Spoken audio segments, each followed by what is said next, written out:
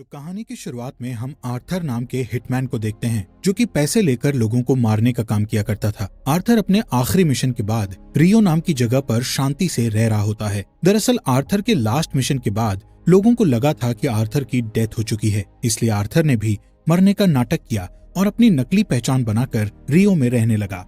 एक दिन जब आर्थर रेस्टोरेंट में बैठा था, तब रेनी नाम की लड़की आर्थर के पास आती है और उससे कहती है कि मैं जानती हूँ कि तुम कौन हो और मेरे पास तुम्हारी असली पहचान के सबूत भी हैं। इसलिए आर्थर उसकी बात ध्यान से सुनता है। तब रेनी बताती है कि मैं बहुत ही पावरफुल इंसान के लिए काम करती हूँ और उसी ने मुझे यहाँ भेजा है, क्योंकि वो चाहता है कि तुम उसके 3 दुश्मनों को मारकर उनकी मौत को एक एक्सीडेंट साबित कर सको। साथ ही वो आर्थर को धमकी देती है कि अगर तुमने मेरे बॉस का काम ठुकरा दिया तो बॉस तुम्हारे दुश्मनों को तुम्हारे जिंदा होने के बारे में बता देगा। ये सुनकर आर्थर उससे कॉल करने का कहता है, पर वो अपने फोन से कॉल करने की जगह रेनी की फोटो क्लिक करने लगता है, जिससे रेनी जल्दी से अपनी गन निकाल लेती है। तब आर्थर अपनी टेबल से रेनी पर अटैक कर देता है और वहाँ से भागने लगता है। ये देखकर वहाँ मौजूद रेनी के लोग आर्थर पर हमला करने लगते हैं, जिससे आर्थर अपनी फाइटिंग स्किल्स का यूज करते हुए सभी से लड़ने लगता है और एक स्काई ट्रैम की छत पर कूद जाता है। तभी रेनी और उसके आदमी भी ट्रैम में चढ़ जाते हैं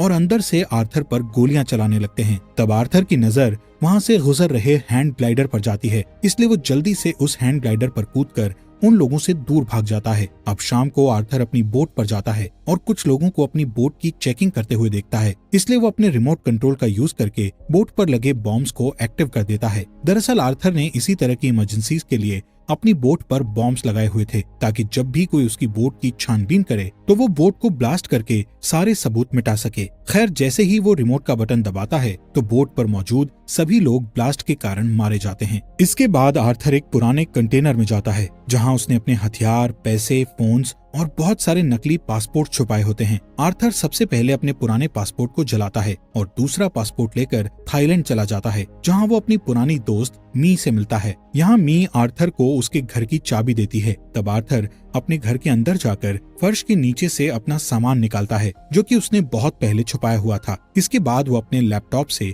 रेनी के बारे में इंफॉर्मेशन निकालता है, जिससे उसे पता चलता है कि रेनी क्रेन नाम के आदमी के लिए काम करती है और आर्थर अच्छे से जानता था कि क्रेन बहुत ही खतरनाक क्रिमिनल है। खैर, अगले दिन मी के पास जीना नाम की एक लड़की आती है और उससे फर्स्ट एड का सामान मांगने लगती है। तब मी उस लड़की की बॉडी पर चोट के निशान देखकर उसकी मदद करने का कहती है, लेकिन जीना मदद से इनकार करके फर्स्ट एड किट लेकर चली जाती है। अब रात के समय मी देखती है कि जीना का बॉयफ्रेंड फ्रैंक उसे बुरी तरह पीट रहा है, इसलिए मी जल्दी से आर्थर के पास जाती है और उससे जीना की मदद करने को कहती है, लेकिन आर्थर उसकी मदद करना नहीं चाहता था। पर मी के आर्थर के ऊपर कई एहसान थे, इसलिए वो मी की बात मान जाता है और जीना को बचाने के लिए फ्रैंक की बोट पर चला जाता है, जहां पहुंचकर वो फ्रैंक से जीना के बारे में पूछने लगता है। तब फ्रैंक उस पर हमला कर देता है, जिससे बचने के लिए आर्थर फ्रैंक को मारता है। तब गलती से फ्रैंक के सिर पर चोट लग जाती है और उसकी डेथ हो जाती है। ये देखकर जीना के होश उड़ जाते हैं और वो बुरी तरह घबरा जाती है।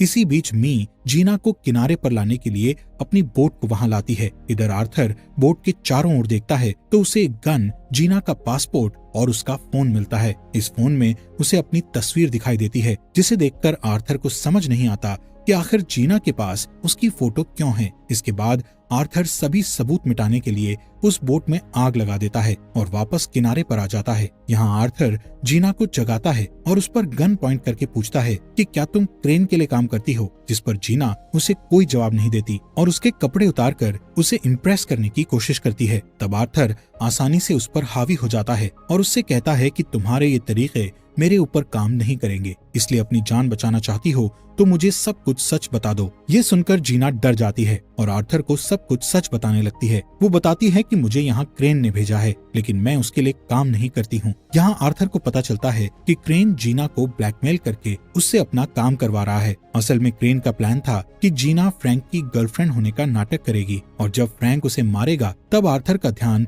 जीना पर जाएगा, जिससे आर्थर उसे बचाने आएगा और फिर जीना आर्थर के करीब आकर उसे अपने प्यार में फंसा लेगी, जिसके बाद जीना क्रेन को बुलाकर आर्थर को उसके हवाले कर देगी। पर आर्थर को अब सब कुछ पता चल चुका था, इसलिए वो जीना से कहता है कि अब मैं तय करूंगा कि तुम्हें क्रेन को कब बुलाना है। अगले दिन आर्थर को पता चलता है कि जीना एक ह्यूमैनिटेरियन ग्रुप की मेंबर है जो कंबोडिया में गरीब बच्चों को पढ़ाया करती थी। यहाँ आर्थर जीना से पूछता है कि क्रेन किस बात की धमकी देकर तुमसे काम करवा रहा है, जिस पर जीना बताती है कि मैं ह्यूमन ट्रैफिकिंग के विक्टिम्स के लिए एक शेल्टर चलाती थी, लेकिन कुछ हफ्ते पहले हमारे शेल्टर का एक स्टाफ अचानक से गायब हो गया था और 2 दिन बाद उसकी बॉडी को कोई गेट पर छोड़कर गया था, जिसके बाद क्रेन ने अपने लोगों को शेल्टर पर भेजा और मुझे धमकी दी कि अगर मैं उनके लिए काम नहीं करूंगी तो वो बच्चों को मार डालेगा। इसी दौरान आर्थर की नजर उसके पास की एक बोट पर जाती है जिसमें बैठे कुछ लोग किनारे की ओर देख रहे थे। आर्थर को लगता है कि शायद वो लोग क्रेन ने भेजे हैं, इसलिए आर्थर जीना के साथ हाथ मिलाकर घूमता है ताकि उन लोगों को लगे कि जीना ने आर्थर को अपने जाल में फंसा लिया है। साथ ही मी भी उन लोगों को नोटिस करती है, इसलिए वो आर्थर और जीना को थाईलैंड की पुरानी परंपराएं बताती है और उन्हें एक साथ एंजॉय करने को कहती है, जिससे वो दोनों काफी मस्ती करते हैं और हमें पता चलता है कि आर्थर कहीं न कहीं जीना को पसंद करने लगा है। शाम होने पर जीना आर्थर से माफी मांगते हुए कहती है कि मैंने तुम्हें मुसीबत में डाल दिया है। तब आर्थर कहता है कि मैं समझता हूँ क्योंकि मैं भी एक अनाथ हूँ और जब मैं छोटा था तब मुझे एक गैंगस्टर को बेच दिया था जो कि बच्चों को ट्रेनिंग देकर उन्हें अपना आदमी बनाता था। इसके अलावा आर्थर बताता है कि क्रेन भी उसी गैंगस्टर के पास था। एक दिन मैं वहाँ से भाग गया लेकिन क्रेन कभी भी उस जगह से नहीं निकल पाया। यहाँ आर्थर को लगता है कि शायद उसके भागने के बाद गैंगस्टर्स ने क्रेन को दोषी ठहराया होगा, इसलिए क्रेन उससे बदला लेना चाहता है। इसके बाद रात में हम आर्थर और जीना को एक साथ टाइम स्पेंड करते हुए देखते हैं, जहाँ आर्थर उससे वादा करता है कि मैं किसी भी तरह तुम्हें इस मुसीबत से बाहर निकाल दूंगा। साथ ही वो क्रेन को पकड़कर उसे मारने का कहता है, जिसके बाद आर्थर जीना को अपने पिता की एक घड़ी गिफ्ट करता है।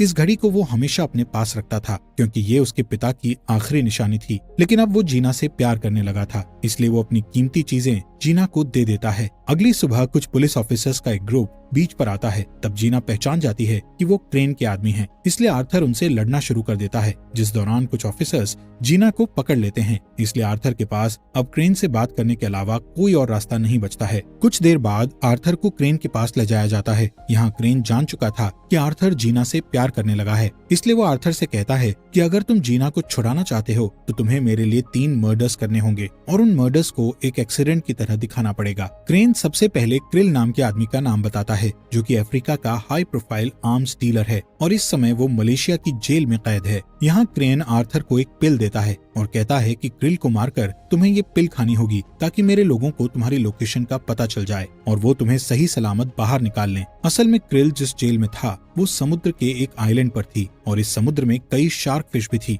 अब आर्थर अपने काम पर लग जाता है। तब क्रेन जीना को एक बोट में छुपा कर रखता है। वहीं आर्थर अपना काम करने के लिए मलेशिया चला जाता है और उस जेल के बारे में इंफॉर्मेशन निकालने लगता है, जिससे उसे पता चलता है कि जेल में घुसना नामुमकिन है, पर फिर भी अपना प्लान बनाने लगता है और कुछ पावरफुल एक्सप्लोजिव्स खरीदता है जिसे वो च्युइंगम के रूप में बदल देता है। साथ ही वो एक केमिकल खरीदता है जिसे स्किन पर लगाने से शार्क पास में नहीं आती है। इसके अलावा वो क्रेन की उस पिल को सिगरेट के अंदर छिपा देता है। इसके बाद वो एक फर्जी आईडी बनाकर खतरनाक क्रिमिनल का रूप ले लेता है और मलेशिया की सड़कों पर घूमने लगता है। तब मलेशिया की पुलिस उसे क्रिमिनल समझकर गिरफ्तार कर लेती है और उसी जेल में ले जाती है जहां क्रिल को कैद किया हुआ था। इस जेल में रिसेप्शन गार्ड को आर्थर की चीजों में कुछ भी अजीब नजर नहीं आता, इसलिए वो उसके सामान को अंदर ले जाने की परमिशन दे देता है।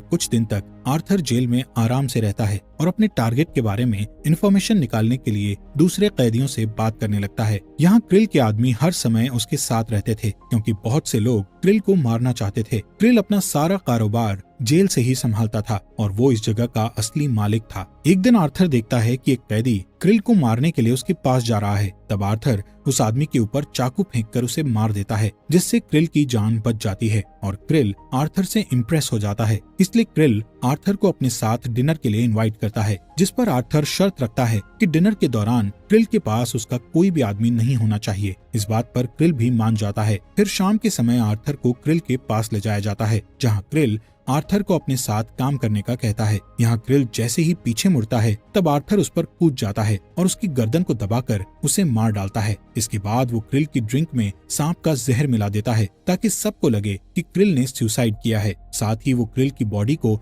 ऐसी पोजीशन में बिठा देता है जिससे गार्ड्स को लगे कि क्रिल भगवान से प्रार्थना कर रहा है। अब आर्थर जल्दी से बाहर आता है और एक दीवार में छेद करके उसमें एक्सप्लोजिव गम रखता है और दीवार को ब्लास्ट कर देता है। इसके बाद वो जल्दी से क्रेन की दी हुई पिल को निगल लेता है और खुद को शार्क से बचाने के लिए केमिकल वाली क्रीम लगा लेता है। इसी दौरान पुलिस उसे देख लेती है, पर पुलिस उसे पकड़ पाती इससे पहले वो पानी में कूद जाता है। यहाँ क्रेन के आदमी मछली पकड़ने वाली बोट में उसका इंतजार कर रहे होते हैं, जो आर्थर को सही सलामत पानी से निकाल लेते हैं। जिसके बाद आर्थर क्रेन से बात करता है और उससे जीना के बारे में पूछता है। तब क्रेन वीडियो कॉल करके उसे जीना के सही होने का सबूत देता है। अब आर्थर को उसका दूसरा टारगेट दिया जाता है, जिसका नाम कुक है, जो एक ह्यूमन ट्रैफिकर है और ऑस्ट्रेलिया में रहता है। कुछ दिनों बाद आर्थर अपने टारगेट की इंफॉर्मेशन निकालने लगता है, जिससे उसे पता चलता है कि कुक का एक पेंट हाउस है, जिसमें उसका कांच का स्विमिंग पूल है, जो कि सड़क से ठीक ऊपर बना हुआ है। अब आर्थर कुक की उस बिल्डिंग के बारे में जानने के लिए एक हेलीकॉप्टर किराए पर लेता है। इसके बाद वो कुक के पास वाले एक अपार्टमेंट को पसंद करने का नाटक करके उसे खरीदने का कहता है, लेकिन रियल्टर उसे इधर उधर दिखाने लगता है। तब आर्थर चालाकी से उस अपार्टमेंट की चाबी की फोटो क्लिक कर लेता है ताकि वो उसकी नकली चाबी बना सके। फिर वो एक ऐसा केमिकल बनाता है जिसे कांच पर लगाने से कांच टूट जाता है। कुछ दिनों बाद आर्थर कुक के पास वाले अपार्टमेंट में घुसकर वहाँ की विंडो से बाहर निकलता है और कुक के पूल तक पहुँच जाता है। यहाँ वो पूल में एक छेद करता है और उस केमिकल को कांच के अंदर डाल देता है। तभी कुक उस पूल में नहाने के लिए आता है और अचानक पूल का कांच टूटने के कारण वो नीचे गिरकर मर जाता है। इधर क्रेन न्यूज में कुक की मौत देखकर खुश होता है और आर्थर की जीना से वीडियो कॉल पर बात कराता है। तब जीना चालाकी से कैमरा मोड़कर आर्थर को एक बोट का नंबर दिखा देती है। तब आर्थर उस नंबर की मदद से समझ जाता है कि क्रेन ने जीना को अपनी बोट पर रखा है। इसलिए आर्थर एक हेलीकॉप्टर से क्रेन की बोट के पीछे जाता है और अपने स्पेशल इक्विपमेंट से भरे बैग को बोट के नीचे छिपाकर बोट पर चढ़ जाता है, जहाँ वो सभी लोगों को मारने लगता है। तभी उसे जीना भी मिल जाती है और वो उसे लेकर भागने लगता है, पर वहाँ क्रेन के और भी लोग आ जाते हैं और उसे पकड़ लेते हैं। कुछ देर बाद जीना और आर्थर को दूसरी बोट पर ले जाया जाता है, जहाँ क्रेन आर्थर से गुस्सा होते हुए कहता है कि तुम्हारे पास तीसरे टारगेट को खत्म करने के लिए सिर्फ एक दिन का टाइम है और अगर तुम टारगेट को नहीं मार पाए तो मैं जीना और उसके बच्चों को मार डालूंगा। इसके बाद आर्थर वहाँ से भाग जाता है। कुछ दिनों बाद हम आर्थर को बुल्गारिया में देखते हैं, जहाँ उसे अपनी आखिरी टारगेट मैक्स को मारना था। मैक्स एक अमेरिकन आर्म्स डीलर होता है। यहाँ आर्थर को मैक्स के बारे में इंफॉर्मेशन निकालने पर पता चलता है कि मैक्स के घर पर बहुत ही ज्यादा सिक्योरिटी है और उसके पास दुनिया के सभी खतरनाक हथियार हैं। अब आर्थर को समझ आ जाता है कि वो मैक्स को मारकर उसकी जगह लेना चाहता है ताकि वो सबसे पावरफुल इंसान बन सके। खैर आर्थर अपने काम पर लग जाता है और मैक्स के हेलीकॉप्टर पर कब्जा करके उसके घर में घुस जाता है, जहां वो सबसे पहले जैमर लगाकर सिक्योरिटी कैमरा बंद करता है और फिर अपने सामने आने वाले सभी गार्ड्स को मारने लगता है। जल्द ही पूरी बिल्डिंग में इमरजेंसी अलार्म बजने लगता है, इसलिए मैक्स को उसके सबसे सेफ रूम में ले जाया जाता है। यहाँ आर्थर पहले से ही मैक्स का इंतजार कर रहा होता है, पर आर्थर मैक्स को मारने की बजाय उसे क्रेन के बारे में बताता है और साथ मिलकर क्रेन को मारने का कहता है। आर्थर मैक्स को अपना प्लान बताता है कि तुम्हें अपनी मौत का नाटक करना होगा, क्योंकि जैसे ही क्रेन तुम्हारी मौत के बारे में सुनेगा तो वो अपने लोगों को यहाँ भेज देगा, तब हम उनके लोगों को मार देंगे। कुछ समय बाद क्रेन न्यूज में मैक्स की मौत की खबर देखता है। तभी आर्थर भी क्रेन को कॉल करके बताता है कि मैंने अपने टारगेट को मार दिया है, लेकिन क्रेन को अभी भी विश्वास नहीं था। इसलिए आर्थर उससे कहता है कि मैक्स की बॉडी पानी के अंदर डूब गई है। इसके बाद क्रेन मैक्स की बॉडी को ढूंढने और आर्थर को मारने के लिए अपने लोगों को मैक्स की जगह पर भेज देता है। जैसे ही उसके लोग मैक्स की जगह पर पहुंचते हैं, तब वो आर्थर के जाल में फंस जाते हैं और सभी को बुरी तरह मार दिया जाता है। यहाँ क्रेन को समझ आ जाता है कि आर्थर उसे मारने के लिए आ रहा है, इसलिए वो जीना को चारा बनाकर बचने का सोचता है। तभी आर्थर पानी के रास्ते क्रेन की बोट पर पहुंच जाता है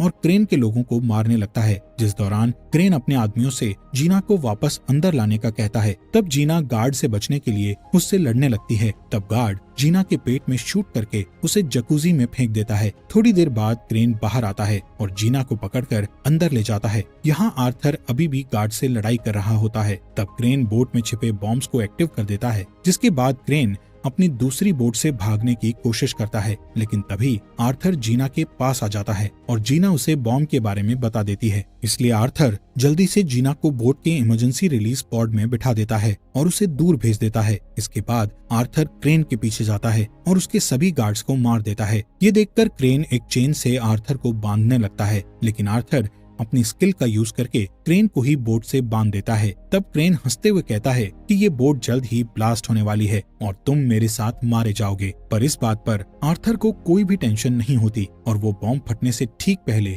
बोट के अंदर भाग जाता है। यहाँ जीना क्रेन की बोट को ब्लास्ट होते हुए देखकर बहुत दुखी होती है, क्योंकि उसे लग रहा था कि ब्लास्ट में आर्थर की भी डेथ हो गई है। कुछ हफ्ते बाद हम जीना को कंबोडिया में देखते हैं, जहाँ वो अपने शेल्टर में बच्चों के साथ रह रही होती है। एक दोपहर जब वो बच्चों को पढ़ा रही होती है, तभी वहाँ आर्थर आता है, जिसे जिंदा देखकर जीना बहुत खुश होती है। इस बीच मैक्स को देखते हैं, जो क्रेन की बोट के ऊपर रिसर्च कर रहा होता है। तब उसे पता चलता है कि बोट में डाइविंग बेल नाम की एक ऐसी जगह है जिसमें रहकर इंसान पानी के अंदर भी सांस ले सकता है। तभी मैक्स सिक्योरिटी कैमरा को चेक करता है, जिससे उसे पता चलता है कि आर्थर ब्लास्ट होने से ठीक पहले उसी डाइविंग बेल में छिप गया था। खैर, अब मैक्स इस कैमरा फुटेज को डिलीट कर देता है ताकि फ्यूचर में इन फुटेज से आर्थर को कोई परेशानी ना हो। और इसी के साथ ये मूवी यहीं पर खत्म हो जाती है।